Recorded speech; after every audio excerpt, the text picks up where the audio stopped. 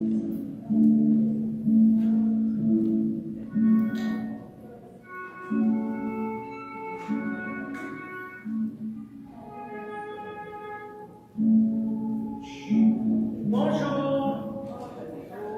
et bienvenue en ce beau dimanche de Rameau.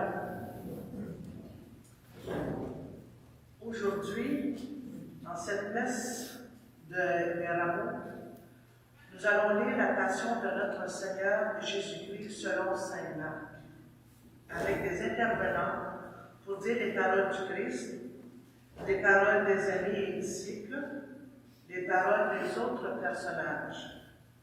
Et l'Assemblée, vous êtes invités à dire les paroles de la foule. C'était plus facile quand chacun avait son client. Mais à cause de la pandémie, en ce temps de pandémie, on espère pouvoir projeter à l'écran les paroles de la foule que nous vous invitons à dire à haute voix. Levons-nous pour entrer en célébration.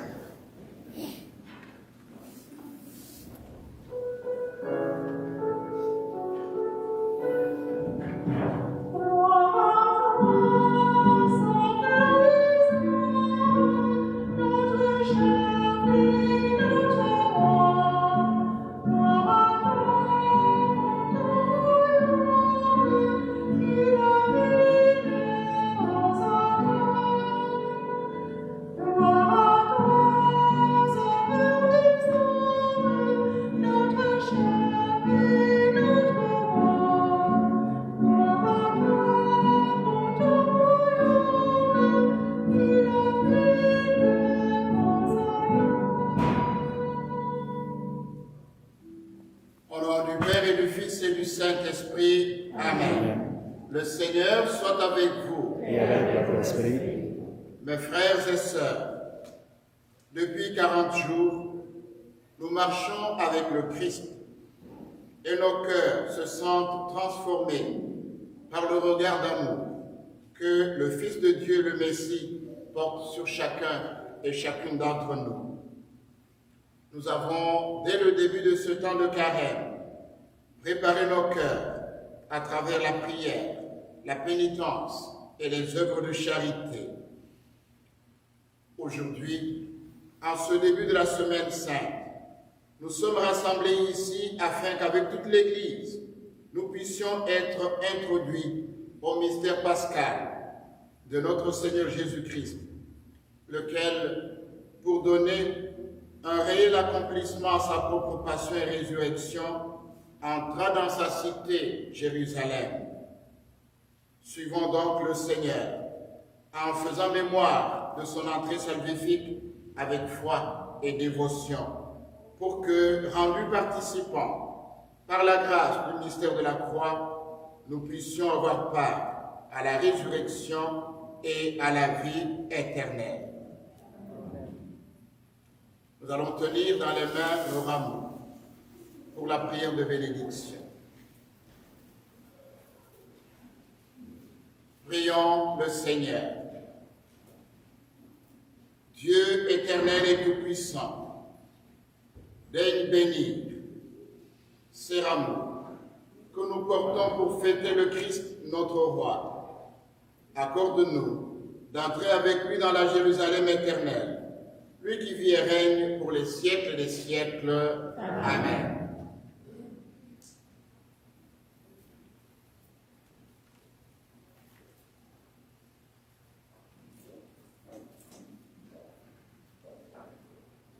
Nous allons écouter maintenant un extrait de l'évangile de Jésus-Christ selon saint Marc. Lorsqu'ils approchent de Jérusalem vers Bethphagée et Béthanie, près du mont des Oliviers, Jésus envoie 2 de ses disciples et leur dit : allez au village qui est en face de vous. Dès que vous y entrerez, vous trouverez un petit âne attaché, sur lequel personne ne s'est encore assis. Détachez-le et amenez-le. Si l'on vous dit : que faites-vous là ? Répondez : le Seigneur en a besoin, mais il vous le renverra aussitôt. Ils partirent, trouvèrent un petit âne attaché près d'une porte, dehors, dans la rue, et le détachèrent. Des gens qui se trouvaient là leur demandaient « Qu'avez-vous à détacher cet âne ?» Ils répondirent ce que Jésus leur avait dit, et on les laissa faire. Ils amenèrent le petit âne à Jésus, le couvrirent de leur manteau, et Jésus s'assit dessus. Alors, beaucoup de gens étendirent leurs manteaux sur le chemin, d'autres des feuillages coupés dans les champs. Ceux qui marchaient devant et ceux qui suivaient criaient « Hosanna ! Béni soit celui qui vient au nom du Seigneur. Béni soit le règne qui vient, celui de David, notre Père. Hosanna au plus haut des cieux. » Acclamons la parole de Dieu.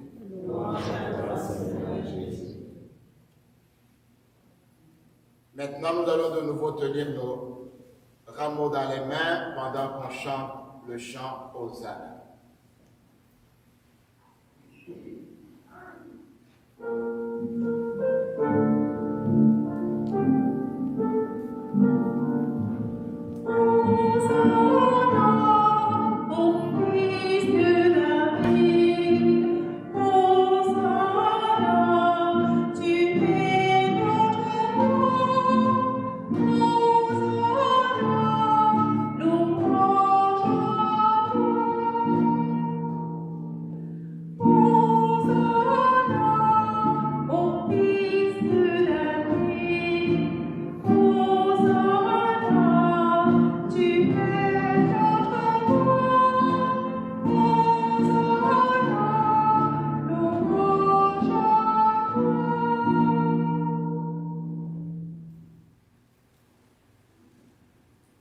Prions le Seigneur. Dieu éternel et tout-puissant, pour montrer au genre humain quel abaissement il doit imiter, tu as voulu que notre Sauveur, dans un corps semblable au nôtre, subisse la mort de la croix. Accorde-nous cette grâce de retenir les enseignements de sa passion et d'avoir part à sa résurrection, lui qui règne avec toi et le Saint-Esprit, maintenant et pour les siècles des siècles. Amen.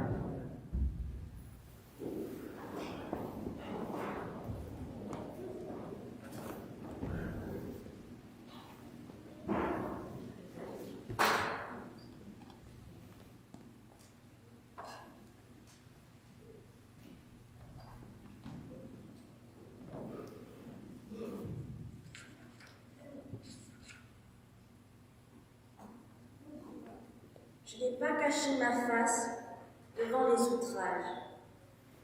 Je sais que je ne serai pas confondue. Lecture du livre du prophète Isaïe. Le Seigneur mon Dieu m'a donné le langage des disciples pour que je puisse, d'une parole, soutenir celui qui est épuisé. Chaque matin, il éveille mon oreille, pour qu'en disciple, j'écoute. Le Seigneur mon Dieu m'a ouvert l'oreille, et moi, je ne me suis pas révoltée. Je ne me suis pas dérobée. J'ai présenté mon dos à ce qui me frappait, et mes joues à ce qui m'arrachait la parole. Je n'ai pas caché ma face devant les outrages et les crachats. Le Seigneur mon Dieu vient à mon secours. C'est pourquoi je ne suis pas atteint par les outrages. C'est pourquoi j'ai rendu ma face dure comme pierre. Je sais que je ne serai pas confondue. Parole du Seigneur. Grâce à Dieu.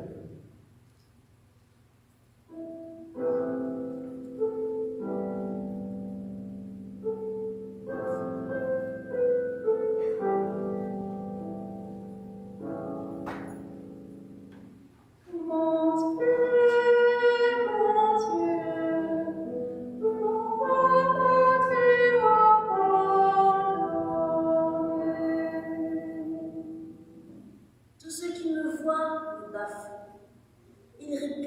hoche la tête. Il comptait sur le Seigneur, qu'il le délivre, qu'il le sauve puisqu'il est son ami. Oui, des chiens me servent, une bande de vauriens m'entoure. Ils me percent les mains et les pieds. Je peux compter tous mes os. Ils partagent entre eux mes habits et tirent au sort mon vêtement. Mais toi, Seigneur, ne sois pas loin. Ô ma force, viens vite à mon aide. Tu m'as répondu, et je proclame ton nom devant mes frères. Je te loue en pleine assemblée. Vous qui le craignez, louez le Seigneur. Mon Dieu, mon Dieu, pourquoi portes-tu encore ton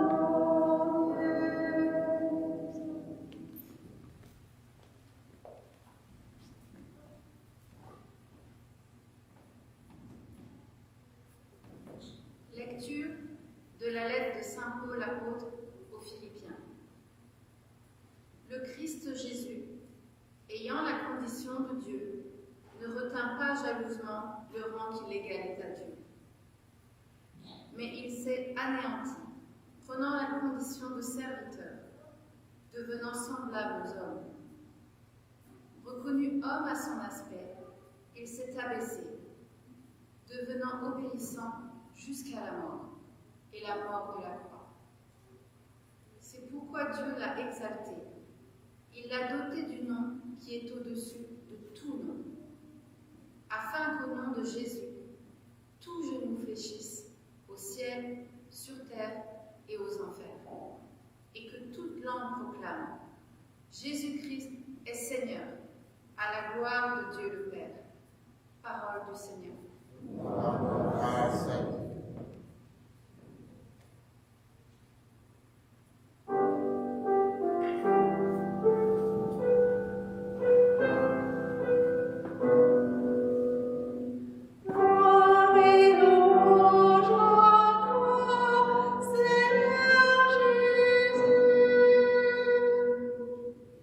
Pour nous, le Christ est devenu obéissant jusqu'à la mort, et la mort de la croix. C'est pourquoi Dieu l'a exalté. Il l'a doté du nom qui est au-dessus de tout nom. Gloire et louange à toi, Seigneur Jésus.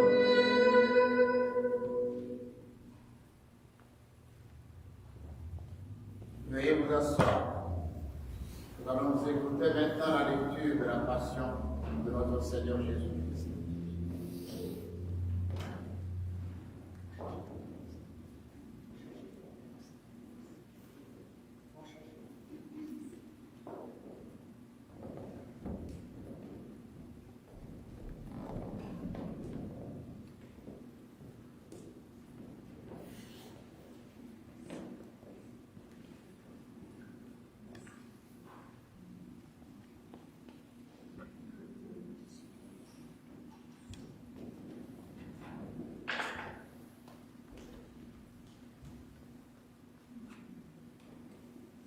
La fête de la Pâque et des pains sans levain allait avoir lieu 2 jours après.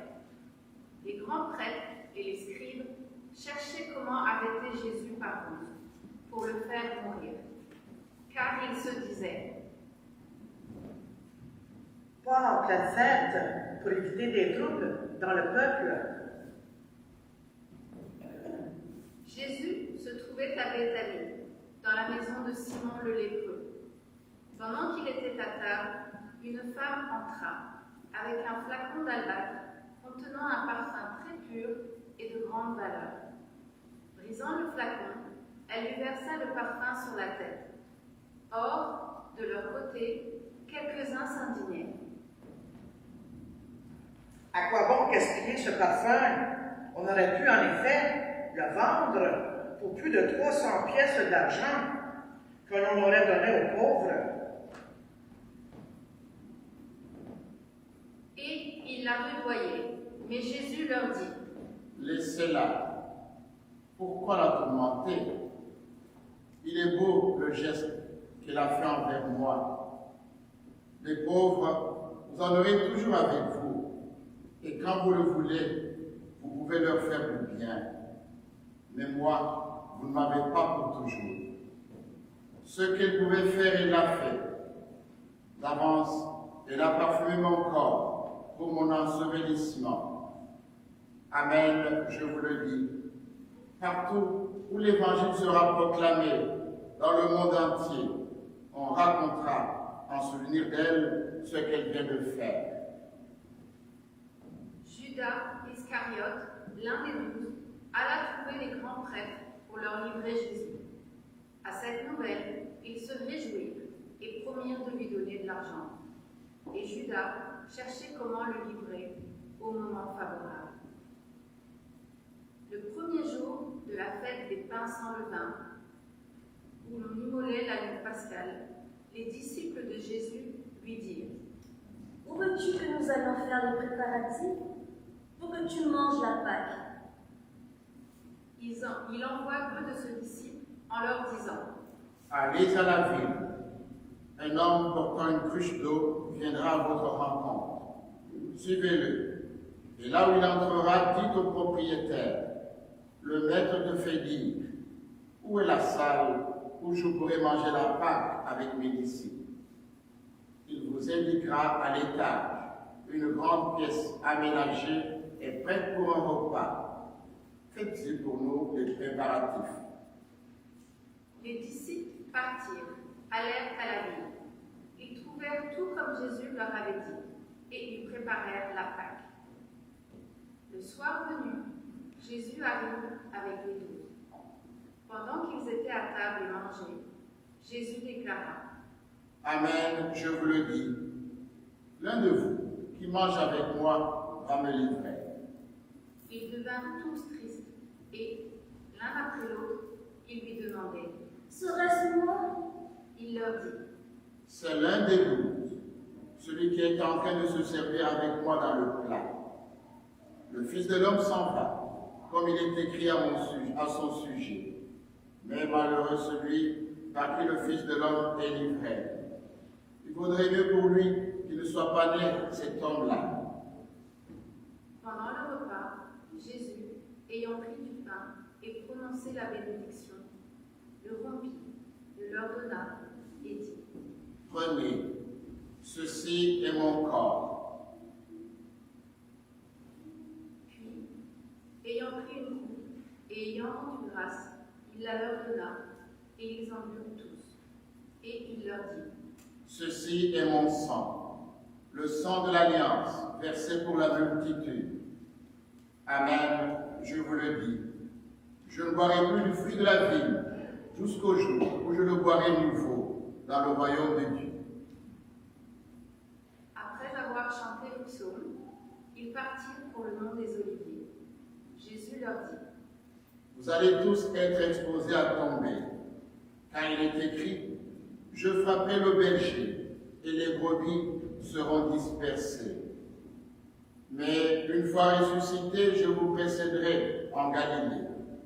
Pierre lui dit alors : Même si tous viennent à tomber, moi je ne tomberai pas. Jésus lui répondit : Amen, je te le dis.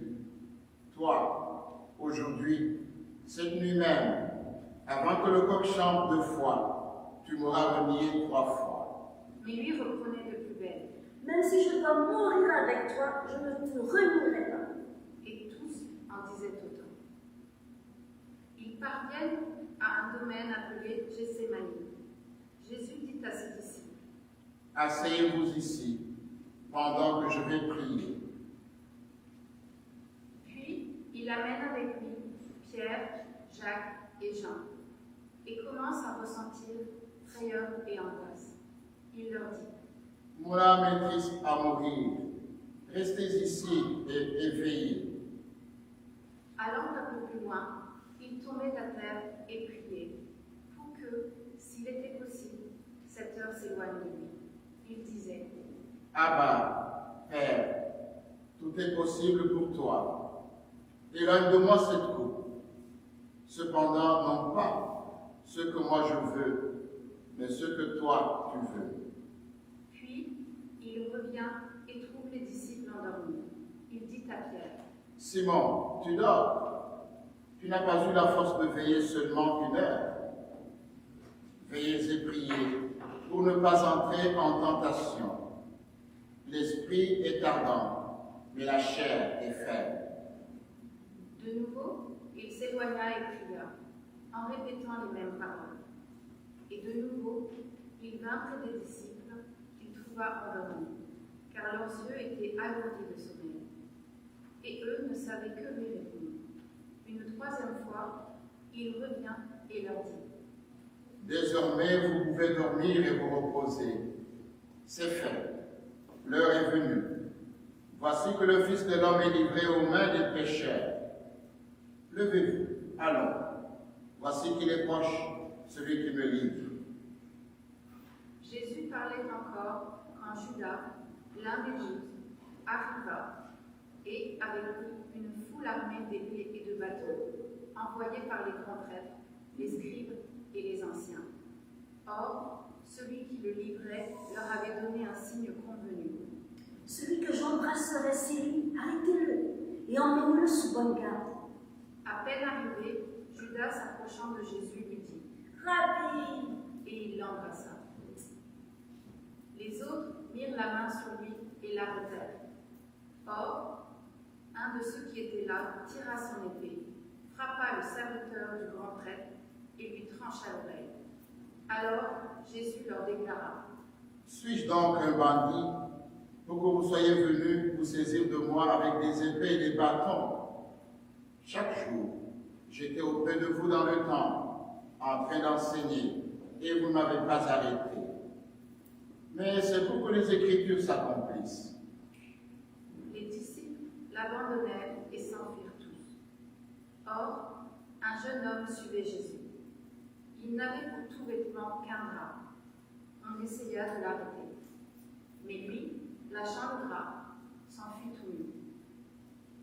Ils amenèrent Jésus chez le grand prêtre. Ils se rassemblèrent tous, les grands prêtres, les anciens et les scribes. Pierre avait suivi Jésus à distance, jusqu'à l'intérieur du palais du grand prêtre, et là, assis avec les gardes, il se chauffait près du feu. Les grands prêtres et tout le conseil suprême cherchaient un témoignage contre Jésus, pour le faire mettre à mort, et ils n'en trouvaient pas. De fait, beaucoup portaient de faux témoignages contre Jésus, et ces témoignages ne concordaient pas. Quelques-uns se levèrent pour porter contre lui ce faux témoignage. Nous l'avons entendu dire, je détruirai ce sanctuaire fait de main d'homme, et en 3 jours, je rebâtirai un autre qui ne sera pas fait de main d'homme. Et même sur ce point, leur témoignage n'était pas concordant. Alors s'étant levé, le grand prêtre, devant tous, interrogea Jésus. Tu ne réponds rien? Tu ne réponds rien? Que dis-tu des témoignages qu'ils portent contre toi? Mais lui gardait le silence et ne répondait rien. Le grand prêtre l'interrogea de nouveau. Es-tu le Christ, le Fils de Dieu béni? Jésus lui dit, « Je le suis. Et vous verrez le Fils de l'homme siéger à la droite du Tout-Puissant et venir parmi les nuées du ciel. » Alors le grand prêtre déchire ses vêtements et dit, « Pourquoi nous faut-il encore des témoins? Vous avez entendu le blasphème? Qu'en pensez-vous? » Tous prononcèrent qu'il méritait la mort. Quelques-uns se mirent à cracher sur lui, couvrirent son visage d'un voile et le giflèrent en disant « Et les gardes lui donnèrent des coups. Comme Pierre était en bas, dans la cour, arrive une des jeunes servantes du grand prêtre. Elle voit Pierre qui se chauffe, le dévisage et lui dit « Toi aussi tu étais avec Jésus de Nazareth. » Pierre le nia. Je ne sais pas. Je ne comprends pas de quoi tu parles. Puis il sortit dans le vestibule, au dehors. Alors, un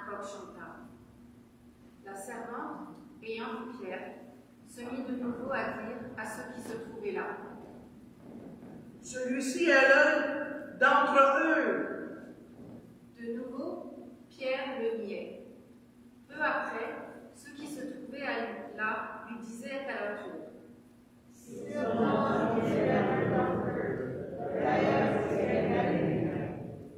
Alors, il se mit à protester violemment et à jurer. Je ne connais pas cet homme dont vous parlez.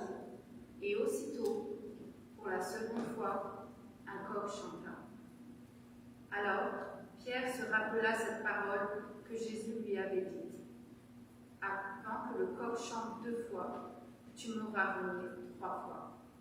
Et il fondit en larmes. Dès le matin, les grands prêtres convoquèrent les anciens et les scribes et tout le conseil suprême. Puis, après avoir ligoté Jésus, ils l'emmenèrent et le livrèrent à Pilate. Celui-ci l'interrogea. Es-tu le roi des Juifs? Jésus répondit. C'est toi-même qui le dis. Les grands prêtres multipliaient contre lui les accusations. Pilate lui demanda à nouveau. Tu ne réponds rien? Vois toutes les accusations qui portent contre toi. Mais Jésus ne répondit plus rien, si bien que Pilate fut étonné. À chaque fête, il leur relâchait un prisonnier, celui qu'il demandait. Or, il y avait en prison un dénommé Barabbas, arrêté avec des émeutiers pour un meurtre qu'ils avaient commis lors de l'émeute. La foule monta donc chez Pilate et se mit à demander ce qu'il leur accordait d'habitude. Pilate leur répondit. Voulez-vous que je vous relâche le roi des Juifs? Il se rendait bien compte que c'était par jalousie que les grands prêtres l'avaient livré. Ces derniers soulevèrent la foule pour qu'il leur relâche plutôt Barabbas. Et comme Pilate reprenait, Que voulez-vous donc que je fasse de celui que vous appelez le roi des Juifs? de nouveau, ils crièrent. Pilate leur disait. Qu'a-t-il donc fait de mal? Mais ils crièrent encore plus fort. Pilate, voulant contenter la foule, relâcha Barabbas et, après avoir fait flageller Jésus, il le livra pour qu'il soit crucifié. Les soldats l'emmenèrent à l'intérieur du palais, c'est-à-dire dans le prétoire. Alors, ils rassemblent toute la garde, ils le revêtent de pourpre et lui posent sur la tête une couronne d'épines qu'ils ont tressée. Puis, ils se mirent à lui faire des salutations en disant « Salut à nous, roi des Juifs !» Ils lui frappaient la tête avec un roseau, crachaient sur lui et s'agenouillaient pour lui rendre hommage. Quand ils se furent bien moqués de lui, ils lui enlevèrent le manteau de pourpre et lui remirent ses vêtements. Puis, de là, ils l'amènent pour le crucifier et ils réquisitionnent pour porter sa croix un passant, Simon de Cyrène, le père d'Alexandre et de Rufus, qui revenait des champs. Et ils amènent Jésus au lieu dit Golgotha, ce qui se traduit lieu du crâne ou calvaire. Ils lui donnaient du vin aromatisé de myrrhe, mais il n'en prit pas. Alors, ils le crucifient, puis se partagent ses vêtements, en tirant au sort pour savoir la part de chacun. C'était la 3e heure, lorsqu'on le crucifia. L'inscription indiquant le motif de sa condamnation portait ces mots, le roi des Juifs. Alors, il crucifie 2 bandits, l'un à sa droite, l'autre à sa gauche. Les passants l'injuriaient en hochant la tête. Ils disaient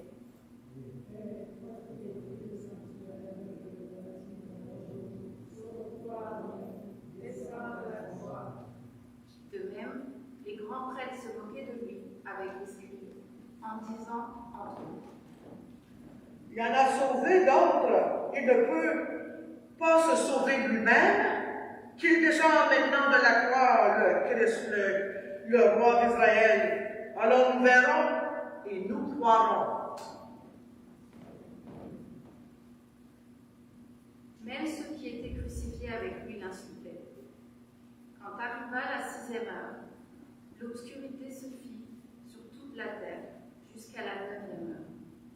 Et à la 9e heure, Jésus cria d'une voix forte: Eloi, Eloi, lama sabachthani. Ce qui se traduit: Mon Dieu, pourquoi m'as-tu abandonné? L'ayant entendu, quelques-uns de ceux qui étaient là disaient: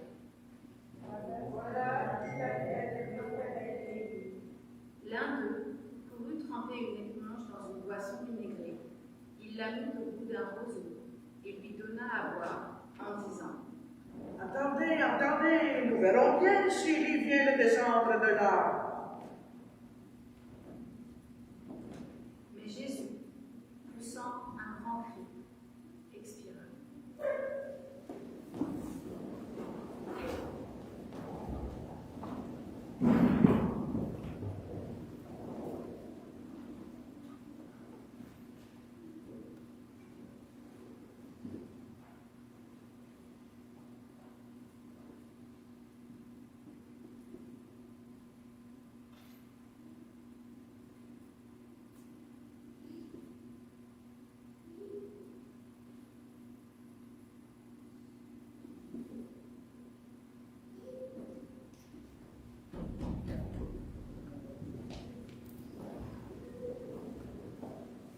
Le rideau du sanctuaire se déchira en deux, depuis le haut jusqu'en bas. Le centurion qui était là, en face de Jésus, voyant comment il avait expiré, déclara: Vraiment, cet homme était fils de Dieu. Il y avait aussi des femmes qui observaient de loin, et parmi elles, Marie-Madeleine, Marie, mère de Jacques le Petit et de José, et Salomé, qui suivaient Jésus et le servaient quand il était en Galilée, et encore beaucoup d'autres, qui étaient montés avec lui à Jérusalem. Déjà, il se faisait tard. Or, comme c'était le jour de la préparation qui précède le sabbat, Joseph d'Arimathie intervint. C'était un homme influent, membre du conseil, et il attendait lui aussi le règne de Dieu. Il eut l'audace d'aller chez Pilate pour demander le corps de Jésus.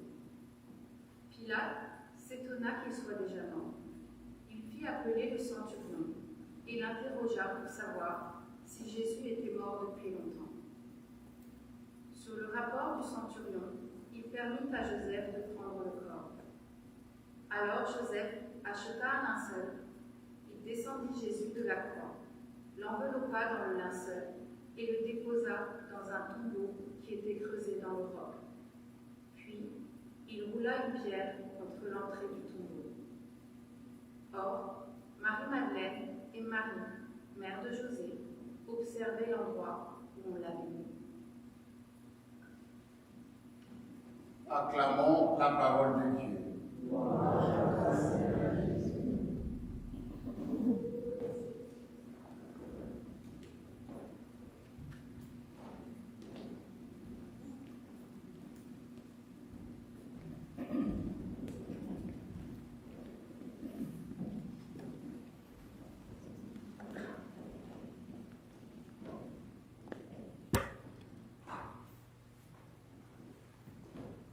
Quand on dit le dimanche des rameaux, on prend seulement une partie de la célébration de ce début de la Semaine Sainte. Voilà pourquoi la liturgie précise en disant dimanche des rameaux et de la Passion du Seigneur. Nous célébrons donc deux événements. D'abord, l'entrée de Jésus à Jérusalem et ensuite la souffrance qu'il va subir parce qu'il va donner sa vie pour que l'humanité ait la vie. Je dois d'abord dire merci à l'équipe qui a préparé cette scène que nous avons présentée.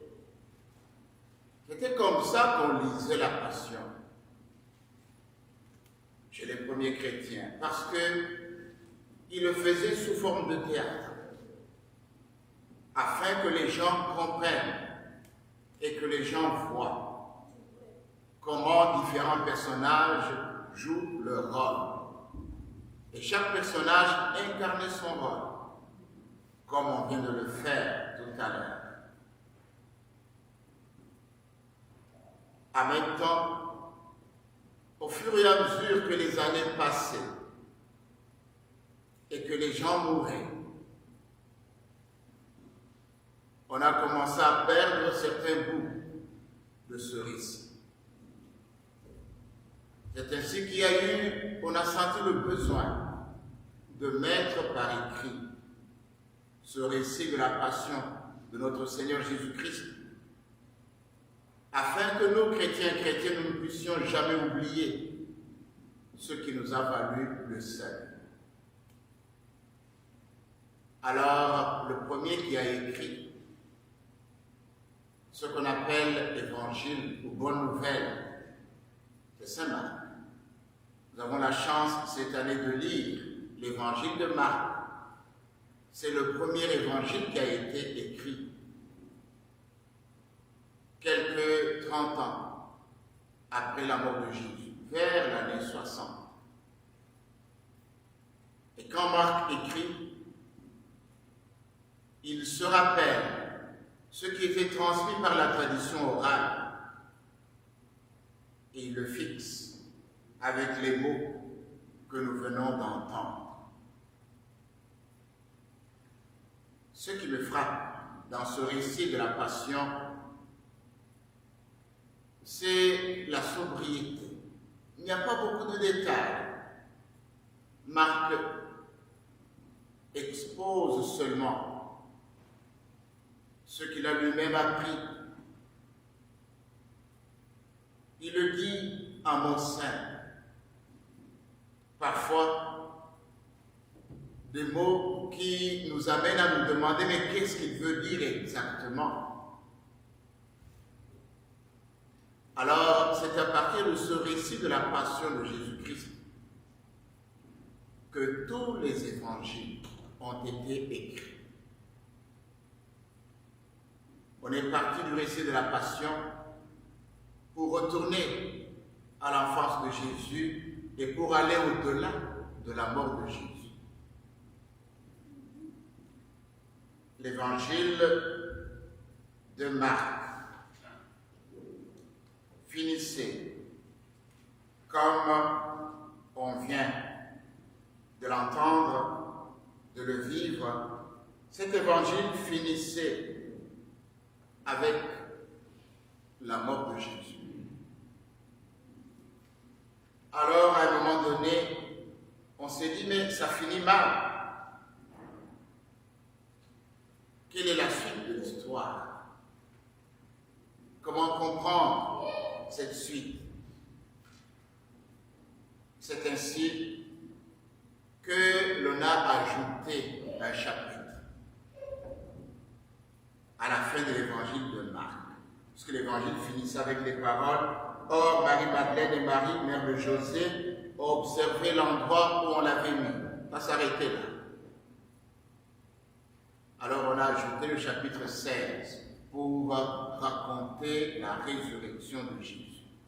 Comment Marie est allée au tombeau et comment elle a trouvé la pierre roulée et toutes les questions qu'elle a posées à des gens qu'elle supposait être des travailleurs du cimetière. Mais ça, c'est une autre histoire. Dans l'évangile de Marc, on commence avec une affirmation forte. Dès le début, Marc écrit ceci, commencement de l'évangile de Jésus-Christ, Fils de Dieu. Et l'évangile finit avec la même affirmation. Quand Jésus meurt sur la croix et que le centurion qui était en face de Jésus, après avoir vu comment il était mort, va s'exclamer en disant, vraiment cet homme était Fils de Dieu. Cet homme que l'on voit crucifié, c'est le Fils de Dieu. Voilà le mystère de notre salut. Voilà ce que nous célébrons en ce dimanche. Nous célébrons l'origine de notre foi.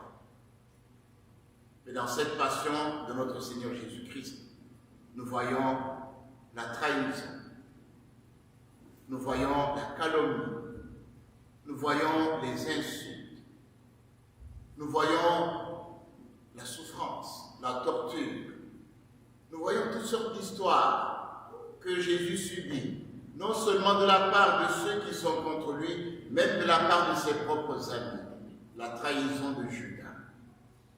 Tout cela doit nous faire réfléchir. Comment a-t-il pu supporter tout ça et pourquoi? Nous voyons d'ailleurs que quand il arrive au bout de la souffrance, il crie, il dit à Dieu, pourquoi tu m'as abandonné? Cela doit nous faire penser à notre propre souffrance. Quand elle devient difficile à supporter, on se demande, mais Dieu, où es-tu? Pourquoi tu nous laisses souffrir de cette façon? Et si Marc nous a décrit cela, c'est pour nous dire, Dieu se met dans la peau de l'être humain pour expérimenter la souffrance et la mort, mais pour montrer à l'être humain que la souffrance et la mort ne sont pas le dernier mot. Après le vendredi de la crucifixion, il y a le dimanche de Pâques. C'est ça la beauté de notre vie chrétienne. À chaque fois que la souffrance est là, nous ne sommes pas seuls. Nous sommes avec Jésus. Nous sommes avec Dieu. Tournons-nous vers lui. Adressons-nous à lui. Il viendra nous secourir et nous soutenir de l'une ou de l'autre façon. J'aimerais dire aussi un mot sur le dimanche des Rameaux. Vous savez, la fête de Pâques ou la fête de la Pentecôte, c'était des fêtes juives qui ont été christianisées. Tandis que la fête des Rameaux, ce n'est pas une fête juive qui est christianisée. C'est une spécialité chrétienne. Qu'est-ce qui se passe? Jésus arrive à Jérusalem. D'après l'évangile de Marc, il va au temple. Il voit ce qui se passe au temple. Il n'est pas content. Il retourne à la maison, il va à Béthanie. Il passe la nuit à Béthanie. Et puis le lendemain, il revient à Jérusalem. Alors, il organise ce qu'on peut appeler une manifestation. Il demande à ses amis de chercher le petit dénard, un anon. Et quand on lui amène l'anon, qu'est-ce qu'il fait? On met des manteaux dessus. Il entre à Jérusalem. Il pose un geste prophétique, un geste symbolique. Jérusalem attendait un roi qui allait libérer Israël de la servitude qu'Israël subissait de la part des Romains. On attendait un roi qui allait mettre dehors les Romains. Mais qu'est-ce que l'on voit? On voit un roi qui est monté sur une bête de somme, un âne. L'âne était la bête qui était utilisée pour les travaux des champs, les travaux manuels. L'âne, chez les Juifs, c'était une bête sur laquelle on chargeait toutes sortes de fardeaux. Quand on allait faire la récolte, on mettait des bottes de foin ou des bottes de blé sur le dos de l'âne. L'âne transportait tout ça, mais l'âne ne marche pas vite, ne court pas. L'âne marche à petits pas. C'était donc un animal pour lequel on n'avait pas beaucoup de considération. Mais c'est sur cet animal que Jésus monte pour entrer à Jérusalem. Il dit, je viens libérer Jérusalem, je viens libérer Israël, mais non pas comme un roi qui vient avec une armée, qui vient sur un cheval.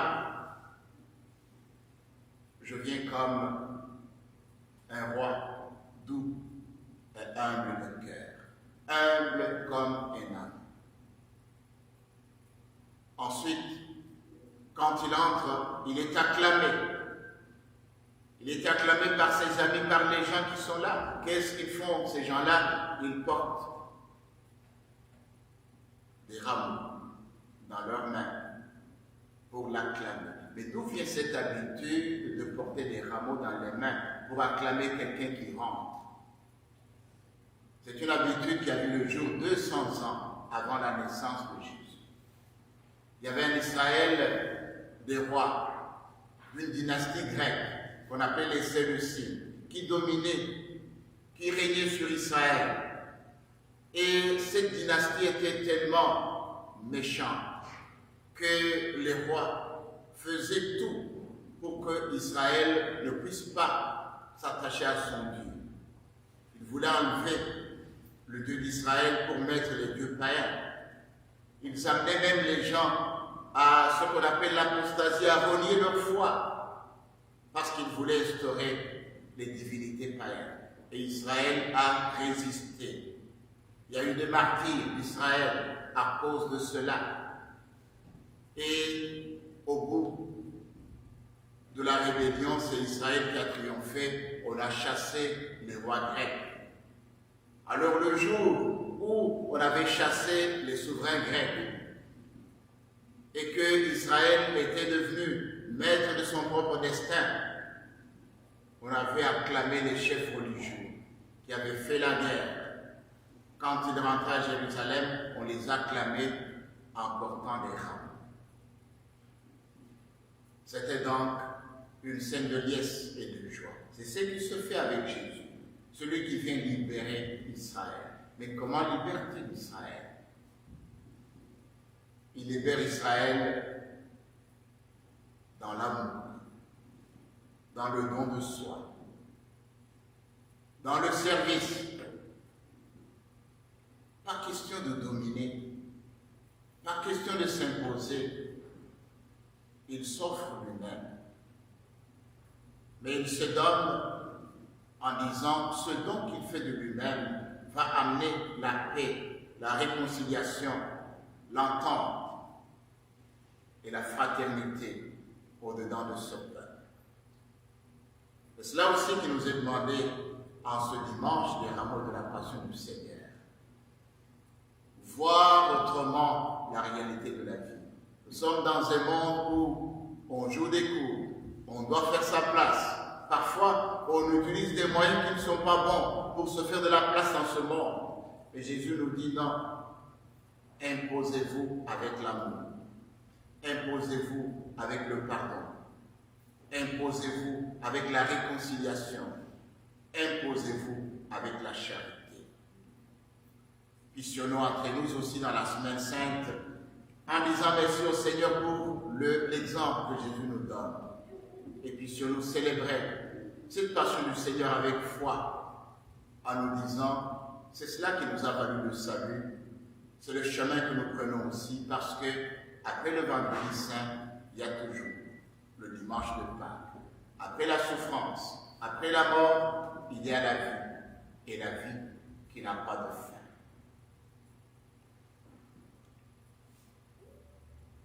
Nous allons maintenant nous lever pour professer ensemble notre foi. Je crois en Dieu le Père Tout-Puissant, Créateur du ciel et de la terre, et en Jésus-Christ, son Fils unique, notre Seigneur, qui a été conçu du Saint-Esprit, est né de la Vierge Marie, a souffert sous Ponce Pilate, a été crucifié, est mort et a été enseveli, et est descendu aux enfers. le troisième jour est ressuscité des morts, est monté aux cieux, est assis à la droite de Dieu le Père Tout-Puissant, d'où il viendra juger les vivants et les morts. Je crois en l'Esprit Saint, à la Sainte Église catholique, à la communion des saints, à la rémission des péchés, à la résurrection de la chair, à la vie éternelle. Amen. Frères et sœurs bien-aimés, toute vie humaine peut être relevée et transformée par l'exemple de Jésus. Voilà pourquoi nous élargissons notre prière, pour y inclure la multitude des besoins et des espoirs des femmes et des hommes de notre temps. Après chaque intention de prière, nous répondrons ensemble, Seigneur, illumine notre route. Seigneur, illumine notre route. Prions pour les personnes qui répondent à l'appel de Jésus, en le suivant sur le chemin du service des autres. Seigneur, illumine notre route. Prions pour les responsables élus de notre État, afin que le souci du bien commun les inspire continuellement à la manière de Jésus. Seigneur, illumine notre route. Prions pour les enfants et les adultes qui se préparent à recevoir le baptême en adhérant à l'enseignement de Jésus dans leur engagement quotidien. Seigneur, illumine notre route. Prions pour les gens qui accompagnent les catéchumènes afin que leur passion inspire ceux et celles qui se préparent à franchir le seuil de la foi. Seigneur, illumine notre route. Prions pour notre communauté chrétienne qui célébrera bientôt le mystère de la mort et de la résurrection de Jésus.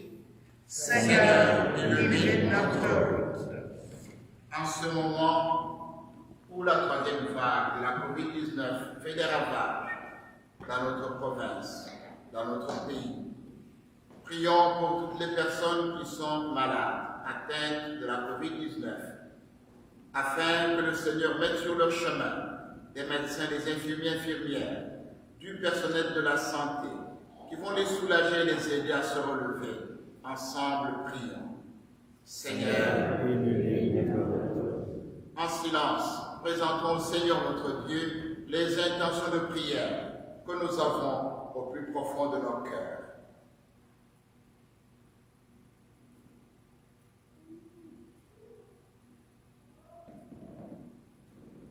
Dieu notre Père, entends nos prières en ce jour où nous entrons dans la grande semaine, tout illuminés de ta présence. Que nos mots et nos actions soient à la hauteur de la sainteté de ton Fils Jésus. Nous te le demandons par ce même Jésus, le Christ, notre Seigneur. Amen.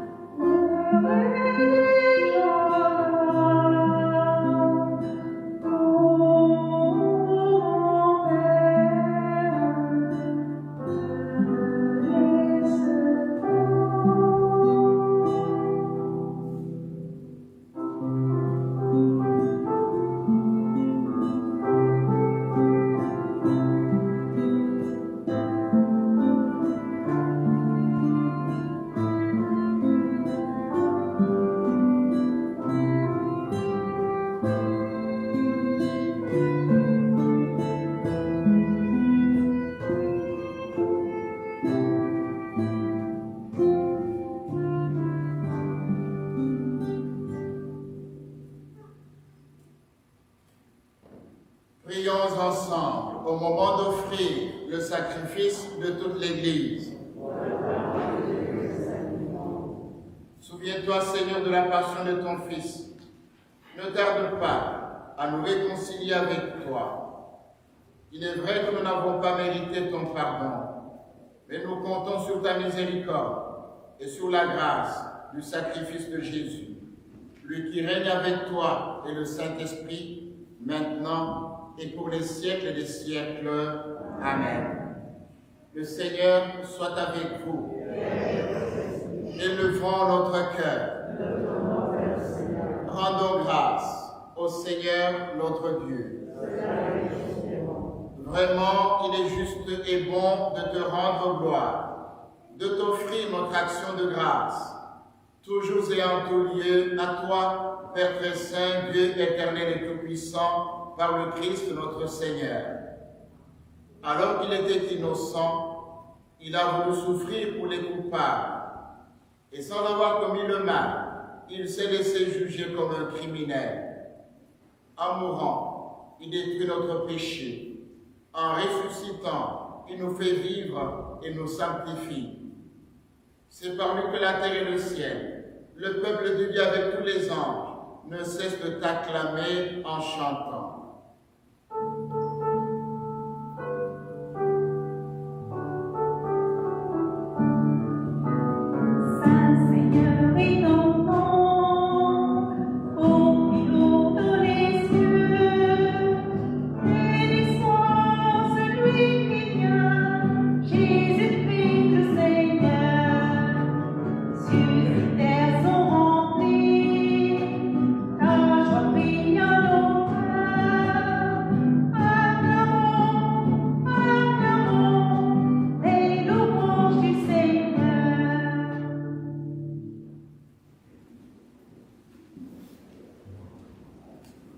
Toi qui es vraiment saint, toi qui es la source de toute sainteté, nous voici rassemblés devant toi. Et dans la communion de toute l'Église, en ce premier jour de la semaine, nous célébrons le jour où le Christ est ressuscité d'entre les morts. Par lui que tu as élevé à ta droite, Dieu notre Père, nous te prions. Sanctifie ces offrandes, en répandant sur elles ton esprit, qu'elles deviennent pour nous le corps et le sang de Jésus le Christ, notre Seigneur. Au moment d'être livré et d'entrer librement dans sa passion, il prit le pain, il rendit grâce, il le rompit et le donna à ses disciples en disant: prenez et mangez-en tous. Ceci est mon corps, livré pour vous.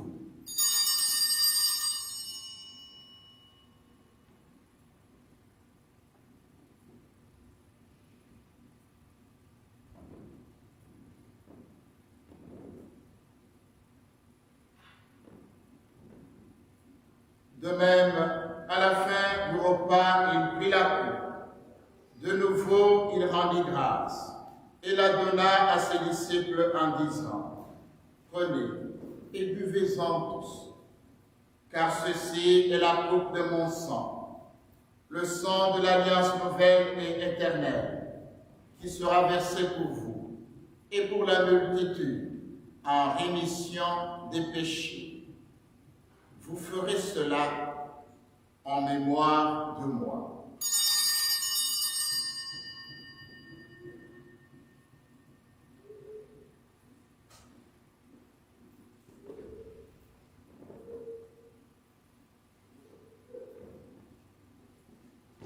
Il est grand le mystère de la foi.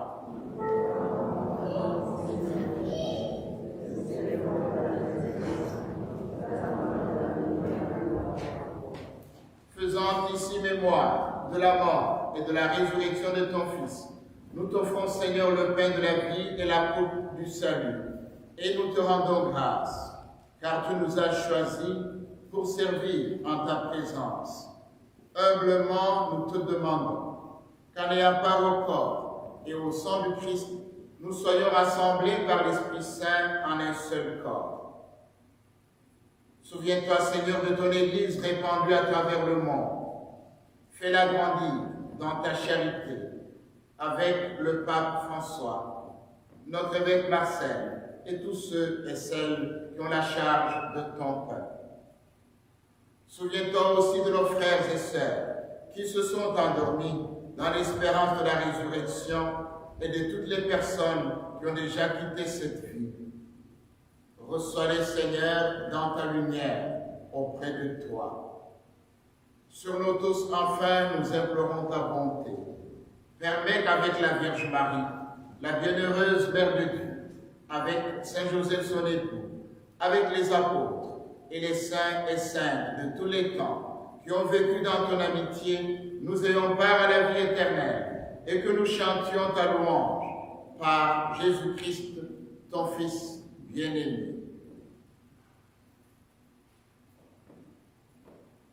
Par lui, avec lui et en lui, à toi, Dieu le Père Tout-Puissant, dans l'unité du Saint-Esprit, tout honneur et toute gloire, pour les siècles des siècles. Amen.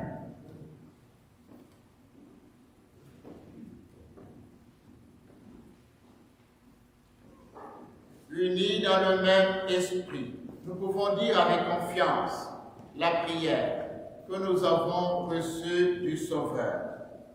Notre Père, qui es aux cieux, que ton nom soit sanctifié, que ton règne vienne, que ta volonté soit faite sur la terre comme au ciel. Donne-nous aujourd'hui notre pain de ce jour. Pardonne-nous nos offenses, comme nous pardonnons aussi à ceux qui nous ont offensés. Et ne nous laisse pas entrer en tentation, mais délivre-nous du mal. Délivre-nous de tout mal, Seigneur, et donne la paix à notre temps. Par ta miséricorde, libère-nous du péché. Rassure-nous devant les épreuves, en cette vie où nous espérons le bonheur que tu promets et l'avènement de Jésus-Christ, notre Sauveur.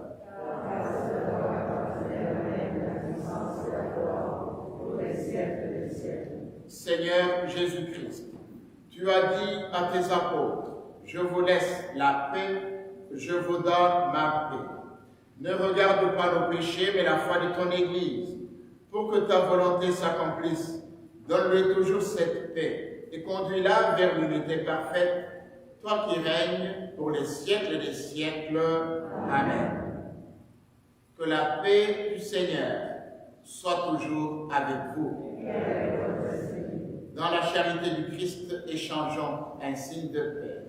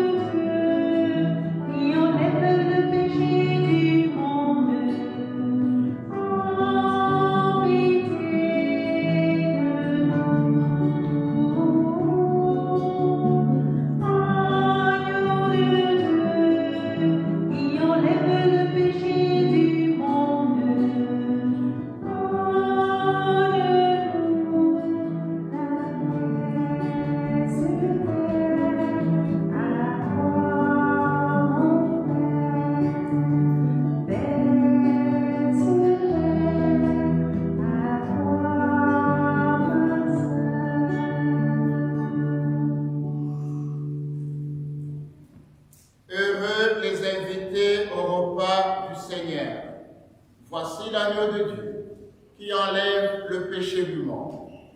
Seigneur, je ne suis pas digne de te recevoir, et dis seulement une parole, et je serai guéri. Que le corps et le sang du Christ nous gardent pour la vie éternelle. Amen.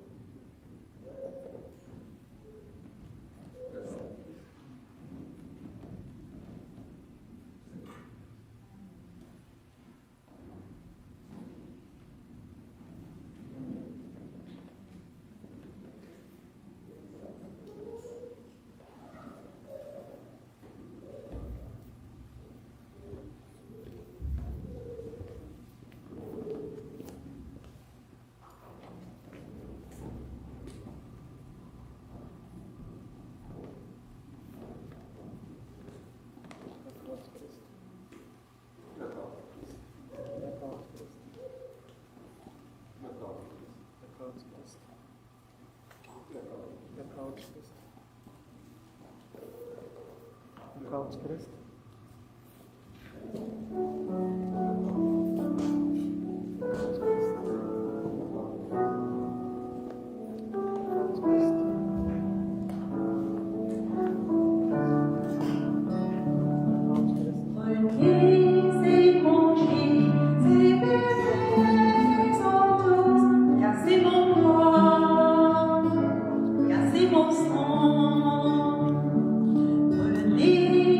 Mon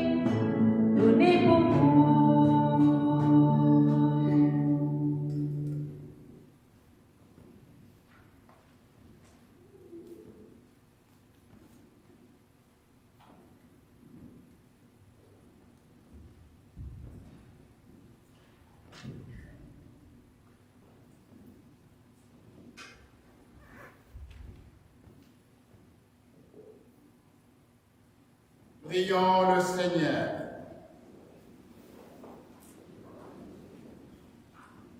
Tu nous as fortifiés, Seigneur, dans cette communion à tes saints mystères. Et nous te supplions encore, toi qui nous as donné dans la mort de ton Fils l'espérance des biens auxquels nous croyons, donne-nous, dans sa résurrection glorieuse, de parvenir au royaume que nous attendons.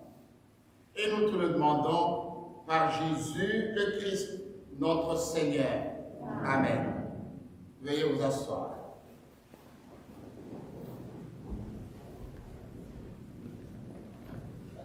Très bien, seulement quelques annonces pour ce beau dimanche de Rameau. Première félicitation pour votre participation durant l'Évangile. Deuxièmement, à la fin de la messe, nous invitons les paroissiens et paroissiennes qui ont encore leur rameau des années précédentes à les rapporter à l'Église. Ils seront brûlés pour fournir la cendre utilisée au prochain mercredi des cendres. Merci beaucoup. Et dernière nouvelle, cette semaine, vous savez que c'est comme à Noël, vous avez dû réserver votre place pour la messe. Donc, si vous n'avez pas eu la chance, vous avez encore le temps de réserver votre place, soit par téléphone, soit en personne, ou soit aller sur le site web. Nous avons le jeudi saint, la messe qui est à 19h. Nous avons le vendredi, celle de 15h et celle de 19h. Le samedi à 20h et le dimanche, les deux messes, celle de 9h et celle de 11h30. Et au besoin, je pense que la Régent va créer d'autres messes à la maison. D'accord, merci beaucoup. Très bien, et sur ces mots, je vous souhaite une bonne semaine.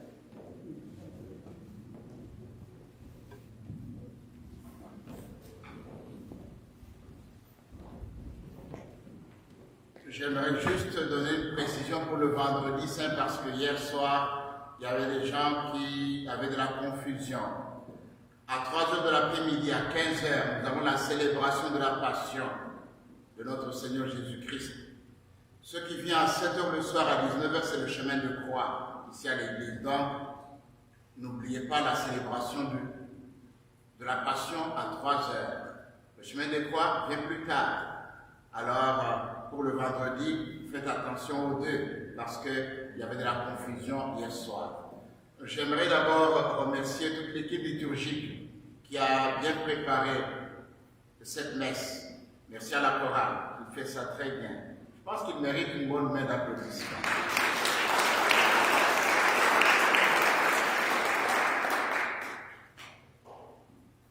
Pendant la semaine sainte, les célébrations durent un peu plus longtemps que d'habitude. C'est le seul moment de l'année où on peut s'asseoir et écouter la parole de Dieu et même la méditer un peu plus longtemps. Alors, pour les jours qui s'en viennent, le jeudi saint, le vendredi saint, le samedi saint, ça sera un peu plus long. Le dimanche de Pâques, ça ne sera pas aussi long que le dimanche des Rameaux. Ça sera comme d'habitude. Alors, je nous souhaite une bonne semaine sainte. N'oubliez pas, regardons vers Jésus-Christ, imitons le Christ. Avec lui, nous allons arriver nous aussi au matin de Pâques et à la vie éternelle. Veuillez vous lever pour la bénédiction finale. Le Seigneur soit avec vous. Que Dieu Tout-Puissant et Miséricordieux vous bénisse et vous garde, le Père, le Fils et le Saint-Esprit. Amen. Allez et demeurez dans la paix et la joie du Christ. Bon dimanche à tout le monde.